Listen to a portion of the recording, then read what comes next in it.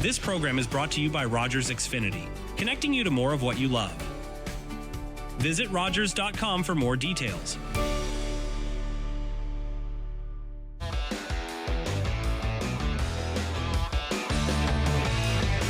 Everyone, and welcome to another edition of RTV Sports Rap. I am JC, filling in for Spencer tonight, who is a little bit late. We're standing by for Spencer to join us, but in the meantime, we've got the panel together, and tonight we are joined by Lucas Ireland, Michael Harris, and Adrian Musso. Gentlemen, thank you for being here on time tonight.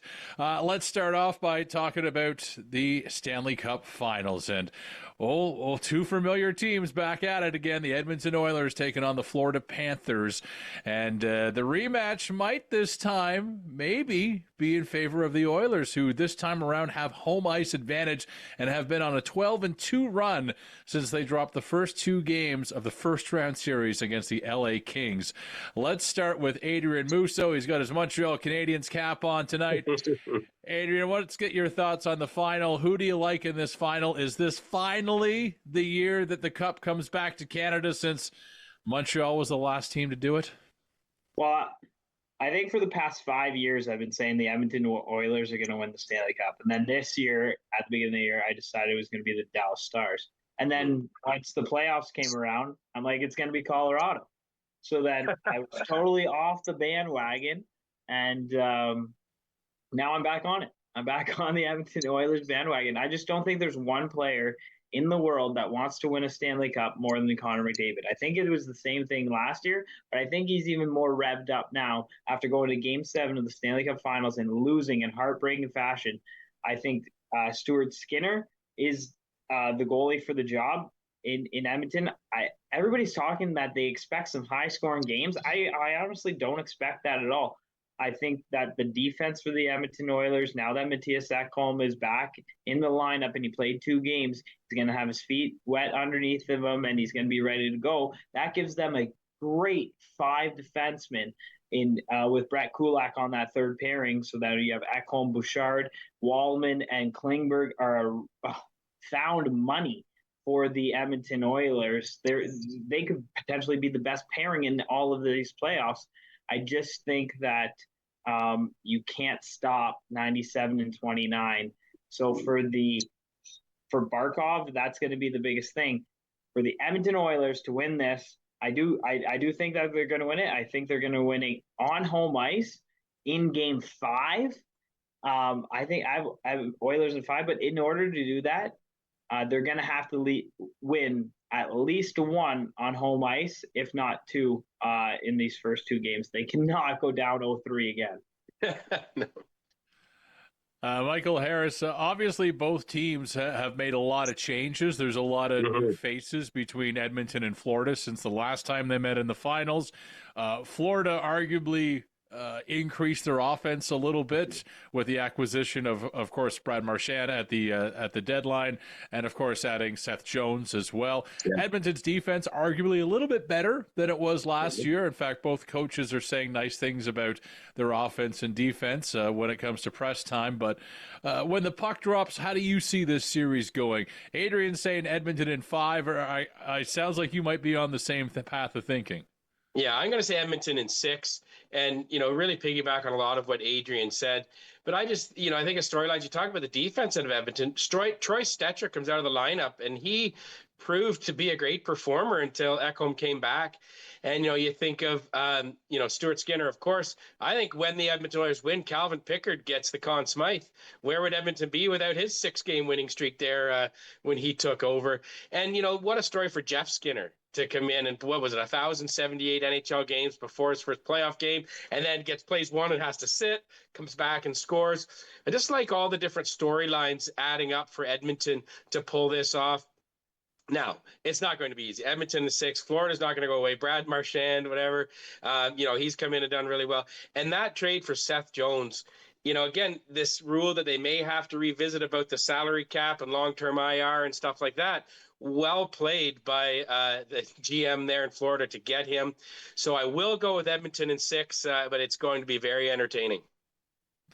Lucas Ireland, we'll move to you next on the topic of the Stanley Cup Final. Florida has played well as of late, just like Edmonton has since Florida dropped the first two games of that series with the Leafs. They've gone on an 8-2 run. Edmonton, though, might have proven in that series against Dallas how far they've come and how strong they are. I know that we talked about on the show a couple weeks ago, the matchup between Stuart Skinner and Jake Ottinger was probably going to be in favor of Ottinger. And the dude got pulled in the last game of the series after allowing two goals quickly by head coach Pete DeBoer. What do you think in this series, Lucas? Has Edmonton proven now that they are the stronger of these two teams, and with home ice advantage, is it enough to win the Stanley Cup? Well, one thing they've definitely proven over the last 2 years is that they are a cup contender, and I think that they will get it done. But the way that I see it, it would be such a storybook ending if they do it in 7. And I'm not saying lose the first 3 games and then win the next 4 after that, like they almost did last year. But if you lose in Game 7 in the Stanley Cup Final, we saw how upset and the team was. It hurt to watch them feel like their dreams were just ripped right out of their hands because they played so well. They played like they deserved it, especially in the last 4 games of the series. So the way that I see it, it's got to be done in 7. Of course, 4, 5, 6 could even go Florida's way, but I think the Oilers get it done in 7. But the big question for me is what Stuart Skinner are the Oilers going to get in this series? We know that he is one of the most unpredictable goalies in the NHL. Sometimes he can't stop a beach ball, and other times he's one of the best goalies in the league. You never know who you're going to get. Obviously, we saw a bit of a rough start there in the Kings series from him. And as you mentioned, he goes on an absolute tear recently after coming back. And now he's got a bit of time to kind of regroup with his team heading into their second straight Cup Final against the Panthers. What Skinner will we get? If we get the one that we've seen recently, and 97 and 29 can start putting some more pucks on net with the some incredible depth scoring that they've had recently as well, I find them to be the team to beat here, despite the fact that Florida's coming back for their second straight Cup. I see that Spencer Byers has joined us now, and he's got his Boston Bruins jersey on. So I don't know, Spencer. We've just started. We've been talking about the first round of the Stanley Cup, or we've been talking about the fourth round of the Stanley Cup Finals coming up. And so far, the entire panel is in agreement that Edmonton is going to win with that Boston jersey on. And being a Brad Marchand guy, are you thinking that it's going to be a Florida series? What do you think about the final, Spencer? Well, JC, you and I switched chairs because my computer and I just have not been able to agree on cottage Wi-Fi or cottage station. So thank goodness I'm finally here. But I'm surprised everyone's got Edmonton. Florida won it last year. We're up 3-0 in that series, blew the 3-0 lead to send it to Game 7 to end up winning it in 7 games. Obviously, Connor McDavid then gets the Conn Smythe winner as the loser, which is also very rare. These are the first 2 repeat finalists since the Penguins and Red Wings, and I believe the late 2000s, early 2010s, I believe. So I'm not going to believe that the result. I think that the Panthers have gotten a lot better. And I think that a guy like Seth Jones, who got a big goal in the last series, a guy like Brad Marchand, who's been fantastic for the Panthers in this playoff run, will continue to be that. So, obviously I'm cheering for Brad Marchand, and I'm cheering for him to get another Stanley Cup, but I just don't necessarily see, JC, where the Oilers are necessarily better than the Panthers, just as they weren't last year. So give me the Panthers. I'll be the contrarian. I finally get to be an analyst again, and I'll be the guy sitting on my end of the pool and get a chance to say I'm right in a couple of weeks' time. You don't see anything that the Edmonton Oilers are better than. They have number 97 on their team. They had 97 last year. They had 97 last year. I love Leon Draisaitl, but they had him last year. They had Stuart Skinner last year. They had Darnell Nurse last year. Evan Bouchard last year. What's different? I'm not arguing that the talent isn't there, Adrian. There's no argument that Connor McDavid's the best player in the world. There's no argument that Leon Draisaitl is the top 5 player in the world. But he was that last year. You just contradicted yourself. You literally just Connor did. McDavid wasn't the best player last year? You just said, I don't see anything that Florida isn't better than the Edmonton Oilers. Then last they literally year, have the best player in the entire world on their team. He is better than Barkov. And I would say that Matthew Tkachuk's not playing at 100% either. So there's, if you want to look at sort of the best forwards on Florida, I think the Edmonton forwards have that advantage. But I think the depth on Florida easily outclasses Edmonton's. I think they've shown that throughout this playoff run. And again, that's not to discredit Edmonton. They've had a great run. They've been a very good team. And Stuart Skinner's really improved since he got pulled in that LA Kings series. But Adrian, my point was who's the sixth defenseman? Who's the sixth defenseman on the Florida Panthers? Ooh, I actually don't think I don't think I can name him, to be honest. I'll be honest. Exactly, because he's non-existent because his name is Boluskis from Latvia, and he's not very good. They play with 5D. If one of those Ds goes down, and especially if it's Seth Jones, who averages 2 minutes more of ice time than any other player in the playoffs, they are done. They're not a better team than they were last year. Their defense is depleted compared to last year. They are playing with Dmitry Kulikov on the back end, who was a healthy scratch last year in the playoffs. You know who left the back end of the Florida Panthers last year? Brandon Montour, Oliver Ekman-Larsson, and there's another one that I'm forgetting. But 3 are gone from that back end. Mikkola is playing out of his mind. He's playing unbelievable. Seth Jones is playing unbelievable. If one of those guys takes a step back, then they're done because they can't play at the foot speed that the Edmonton Oilers are coming at. And there's one reason that the Toronto Maple Leafs went to 7 games is because they're a faster team than the Florida Panthers. And you know who's even faster than the Florida Panthers? The Edmonton Oilers. And they're the fastest team in the NHL, and that's why they're going to take it in 5 games. And if Stuart Skinner lays an egg like he did against LA, then ifs and buts are candy's nuts. We'd all have a Merry Christmas. Exactly. Thank you, Adrian. Exactly. So if Seth Jones regresses, if Mikkola doesn't play well, like I completely agree. If tomorrow night on Rogers Sportsnet, Rogers right here, watch it live. Done. This argument's over. You're losing it, Spencer. Just because you're a Boston fan too. Go Habs, go. Gentlemen, and on that note, it's been thoroughly joyful to watch this unfold for the last few minutes. But to both of your points, I will remind you of a few things. Number one, Sergei Bobrovsky has been fairly kind of inconsistent, and the Toronto Maple Leafs definitely exposed some of the weaknesses in his game as well. So you could say goaltending in either case could go south pretty quickly in a game. I still, though, Edmonton, Adrian mentioned they were the fastest team, or one of the faster teams. They're also the oldest team, which brings a lot of experience with that. And we just found out today that Corey Perry has said that he wants to keep playing after next year, after the age of 40, which I don't know if it's going to be in Edmonton, but it's interesting to see him. He's chasing Ovechkin. He's chasing Ovechkin. Well, 6 Stanley Cup Final appearances for Corey Perry. I mean, maybe the guy knows a thing or two about longevity. But with that, let's move on. Let's stay on hockey, though, for a minute, because the Memorial Cup has just finished. The London Knights are the champs, something that I think most of us predicted even before the season started that they were likely going to be left when it was all said and done. The route to get there to victory took an extra step in having to play that semifinal game in Rimouski, but for all counts, the Knights looked like a different team in this year's final compared to last year's. They were in control of the game for the most part, and likely are going to go through a lot of changes between now and the beginning of next season.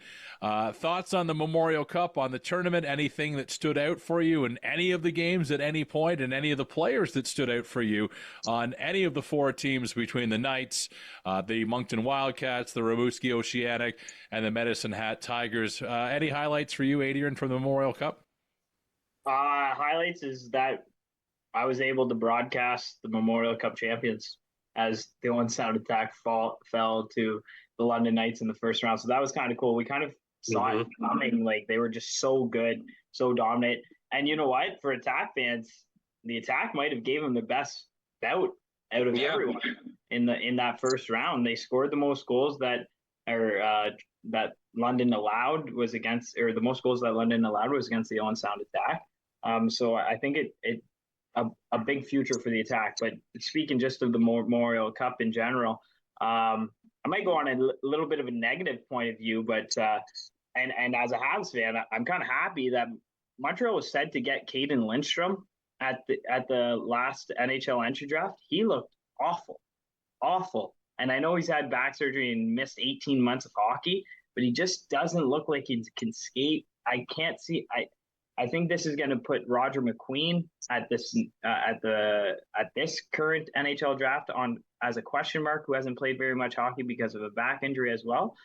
So that was one guy that really stood out in the wrong ways for me, and I think that's why that the Medicine Hat Tigers at the end of the day fell short, because they were playing with one line. That one line was spectacular. Gavin McKenna, holy moly, is he going to be a hockey player? Is he ever a hockey player already? But it's interesting. And just to finish my last point, you said that the London Knights are going to look different. I don't know how different. Yeah, they're losing Denver Barkey and Easton Cowan and the three overagers, but I'm not convinced that Sam Dickinson is going to make it to the NHL, and I don't think he's going to want to leave London. So I think he might be back next year as the captain of the Knights, and that could just be something else. Him, Sam O'Reilly takes it to a new level. I don't know if the London Knights are done just yet. Yeah, they always find a way to be competitive, and there's always players that want to play in London. So you just never know how the rebuild will look compared to how it looked in Saginaw last year after they took the Memorial Cup. Michael Harris, I'll ask you this. I'm sure you watched the Memorial Cup final. Yeah. Would it have been a different game if that second Medicine Hat goal had counted? It was Gavin McKenna's goal. It was a beauty wrister into the top corner. And a lengthy review, which I didn't like the review process because they didn't even know initially what they were looking for. Eventually, it came back to a puck knocked down by a high stick, and that called the goal back. Yeah. Would it have been a different game if that goal had counted, do you think? I think it would have been maybe a little bit more competitive game down the stretch, but I still think London was too much. But for it to be a goal taken away from Gavin McKenna, who, and Adrian mentioned it, to me, that's the player that, I would hope caught the eye of hockey fans that have been hearing about him, but we don't get to see him. Again, Adrian mentioned we get to go see London play, right? You guys get to call the games. I'm there in the stands. We're watching.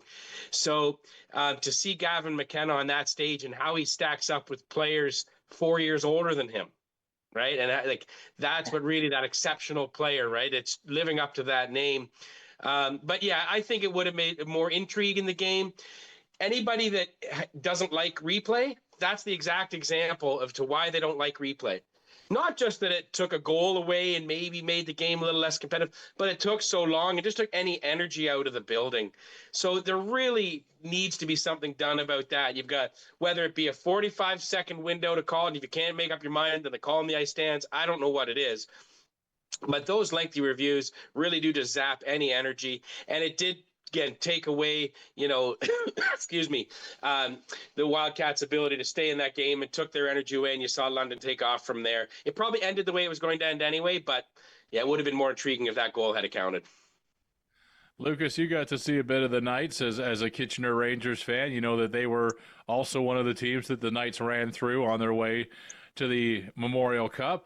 What did you think of that win? Did the right team, in your opinion, win the Memorial Cup, or was there a better team? Because we did see London lose a game in the Memorial Cup.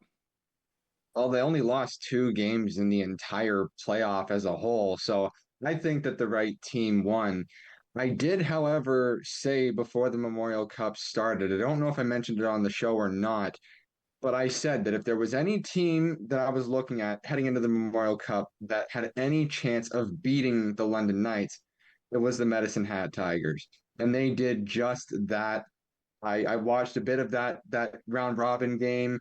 They pulled off the victory. It was quite a big deal seeing London lose for just the second time of the playoffs. They went 16-1 in the OHL playoffs. That's just incredible from them, as much as 19 other OHL fan bases hate to see it. But I mean, they played great. They had a great playoff in the OHL, and they proved that they deserve another shot at the Memorial Cup. They got it, and they did not disappoint their fans, and they got another Memorial Cup win for the Ontario Hockey League. One thing I didn't realize though was it's only their third, I believe is what I heard, which seeing the teams that they've had in the past, you expect there'd be a little bit more to it than but no, they played great. Congratulations to them. And, hopefully we see them on a bit of a decline, but I doubt that that's going to happen. The Knights just seem that no matter who's on their team, they're always going to be dominant. Or maybe not always, but at least for the next few years, I can see them being a very dominant contender as the OHL seasons progress in the near future. Spencer Byers, I'll throw it over to you for your thoughts on the Memorial Cup. Anything stand out to you? And is it possible, I mean, Adrian alluded to it, that maybe this Knights team, even though there'll be some changes, they might still be competitive? Will they be at the top of the OHL again next season, do you think? Well, to answer your first, or I guess your last question first, I think a lot of things have to fall their way. Like Sam Dickinson needs to come back, and Sam O'Reilly needs to take the next step. And a guy like Alexei Medvedev, who's going to be their next goalie, who was a rookie all-star, he'll need to be a really good goalie. And obviously, again, we know how good London's development is. They've been one of the best developing teams in all of the CHL for what, the last decade, 2 decades now. Like, they're a team that's going to draft well. They're going to have a lot of really good players, even without all the draft picks they had last year. So I don't see them being like a bottom 5 team in the West. I obviously don't see that, but I don't necessarily see them being as dominant as they've been the last 2 years because they've kind of set the standard. You have 200-point years. You're first in the West both years. You lose, I think, what? Is it 3 games total in 2 different playoff runs? So what's that, 32-3 in 35 playoff games in the OHL, winning 2 championships? Like, that's really hard to follow up. Like, that's a tough act to be able to follow for London. So I'm going to say slight regression, maybe 3rd in the West is my guess, but then you have to decide who's above them, and I'm not even going to try at this point. So with that, JC, I was also going to mention Caden Lindstrom, because as Adrian mentioned, he hadn't played a game yet this year. I was surprised he played the Mem Cup without playing a single game for Medicine Hat in the regular season, at least. So that did surprise me a little bit. But I want to move it to Austin Elliott, because he obviously had a great regular season with London, getting picked up by the Knights, 32-1. He continued that in the playoffs. He then wins 4-1, has a 9.43 save percentage, and he continues to be, as an overager at 0-4, one of the best goalies in the CHL, which no one would have expected when he was picked up by London, JC. So that really did surprise me that Austin Elliott was able to continue that against the best teams the CHL has to offer. And again, we talked about it last week, all the close games, all the stuff like that. It's so hard to watch a goalie who, I'll be honest, none of us probably had heard of coming into London, and him be that dominant from the moment he steps foot in London till the moment they will lift the Memorial Cup. I just want to touch on that Austin Elliott point just for a second. He went to the WHL Finals with the goalie for the Saskatoon Blades last year that went to the WHL Finals. They lost to Medicine Hat, and I believe it was 7 games, or Moose Jaw Warriors, and I believe 7 games to go to the Memorial Cup. I just don't understand how an overage goalie goes unclaimed in one league, and then Barry ends up picking up and then trading him to London for a pick or two because they were set in goal. But I just don't understand how nobody in the WHL said, hey, this guy brought the Blades all the way to the finals last year. Let's take a flyer on him. Well, it's that idea that, you always wonder, are you going to waste an overage spot on a goalie? And I guess, as you said, Adrian, enough teams didn't want to do that and didn't hold him in high enough regard. But, it is interesting. It worked out for Austin Elliott. And I said, of course, I got the team wrong earlier. It was sort of, of course, it was Medicine Hat. They're not. But anyway, you talk about development, Spencer. Logan Howery, London's first-round pick, they didn't even use 16-year-olds at all this year. So it will be interesting to see on the development front how that hurts them next year as they have to replace players like Easton Cowan and others that are leaving because they did not have their true rookies this year in their lineup very often. Now, Logan Howery was a great player, I think, coming out of Barrie AAA. So we'll see how those guys developed in their 17-year-old year.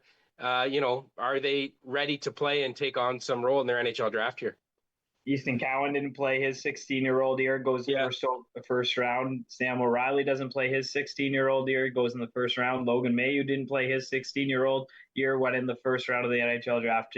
They just pump them out. They know how to develop players. Yeah. Well, why St. Thomas is such a good junior B team. Yeah. All right, guys, we've got about 5 minutes left in the show, and we've talked about the Stanley Cup Finals. The other finals that start this week on Thursday night are the NBA Finals, and it's the OKC Thunder taking on the Indiana Pacers. Pacers back for the first time, I believe, in 25 years in the finals. It's a stacked OKC team. Just about every prediction I've read, nobody is picking Indiana. They do have some talented players. They've got Pascal Siakam, who was just named MVP of the Eastern Conference Final. Of course, he's won a championship with the Toronto Raptors, so he's got a little bit of experience there. But Shai Gilgeous-Alexander has just been next level at this point. MVP, Canadian as well. Adrian Musso, we'll start with you. Your thoughts on the NBA. Who's taking home the trophy? So I'm going to talk just a brief amount because Spencer's the expert at the NBA on this podcast or on this TV show. But I believe I'm going to go with the team that is opposite of Spencer, just so I can root against him. No, I'm just kidding. I actually want to see Shai win. I think that OKC, and I said it on the last time I was on the show, this is possibly the worst OKC team that they're going to have in the next 7 to 10 years with all the first round picks that they still have. And Chet Holmgren's just going to get better at the 7'1" player that he is. Shai is just going to continue to develop. I think OKC wins it, but that Indiana plays so fast and they transition so well. So can OKC get back on defense? Well, that'll be fun to see. But that's all I got for that. Let's go Thunder. Spencer, you got called out as the NBA expert. I want to get your thoughts in case we run out of time. What do you think of this NBA Final Series? Well, I want to give everybody a chance to talk, so I'll be short and sweet. The best defensive team in the entire NBA this year was the OKC Thunder. They continued that in the postseason. I don't expect that to change against the Indiana Pacers. Yes, they play fast. Yes, they are deep. I love a lot of their bench. Benedict Mathurin is a big one out of Montreal, former Arizona Wildcat for Tommy Lloyd. But other than those things, I really like Indiana, but no one thought the East had a chance unless it was Boston in the finals, regardless of who got out of the gauntlet in the West. And I think that rings true. No offense to Indiana or the Knickerbockers, but it was OKC's championship to lose once they made it. And I think it'll be the Thunder winning their first trophy, as Adrian mentioned, of many with all the young guys, Jalen Williams, Chet Holmgren, Shai Gilgeous-Alexander, Lou Dort, implying they can afford all of them, fit them under the hard cap, the salary cap. I have little doubt that it'll be OKC's first championship of many.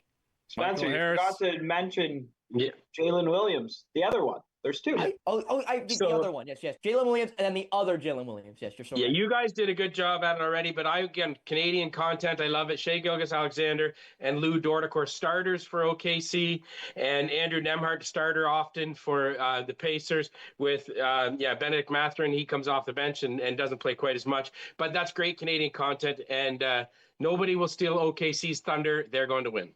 Lucas Ireland, 30 seconds. What's your thoughts on this NBA final? I'm going to keep it in the same boat here. I think OKC's got it. I think it's going to be a great series, though. Pacers playing well, Thunder playing well. Should be fun to watch. All right. Well, we're unanimous on the Thunder winning the NBA title. All but one of us picking the Edmonton Oilers to win the Stanley Cup Final. Spencer always likes to be the black sheep, so congratulations. You're that once again. Should be an exciting week of final series. I know it's going to be a battle for remote controls in households, including in my own, as these series both get started. But gentlemen, Lucas, Adrian, Spencer, Michael, thank you all so much for joining us. Thank you, Mark Perry. Connect with us by visiting our website or email us at comments@rogerstv.com.